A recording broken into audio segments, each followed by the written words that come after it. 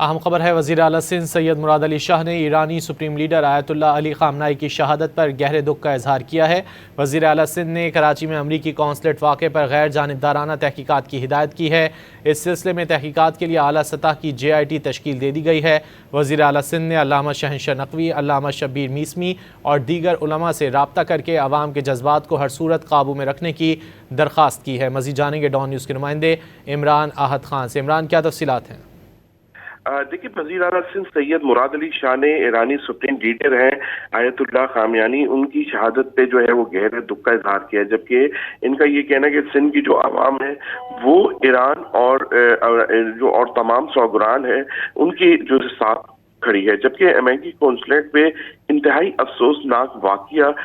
رونما ہوا ہے ان کے مطابق، جس میں انسانی جانوں کا ضیاع ہوا ہے،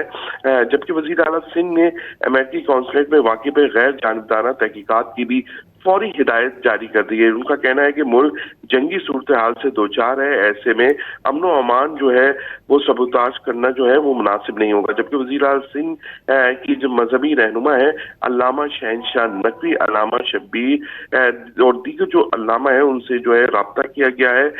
جبکہ ان کا یہ بھی کہنا ہے کہ وزیر اعلیٰ سندھ کا کہ علماء اکرام جو ہے وہ عوام کے جو جذبات کو ہر صورت میں قابو رکھنے کی درخواست کی ہے، ان کی اپیل کی ہے کہ وہ لوگوں سے بات چیت کریں، ان کے جذبات کو قابو رکھیں، جبکہ علامہ شہنشاہ نقوی اور دیگر جو لوگ ہیں ان کے نمائش پر مجلس منعقد کرنے کی بھی بات کی گئی ہے، جبکہ ان کا یہ کہنا ہے وزیر اعلیٰ سندھ کا کہ انتظامیہ اور پولیس جو ہے وہ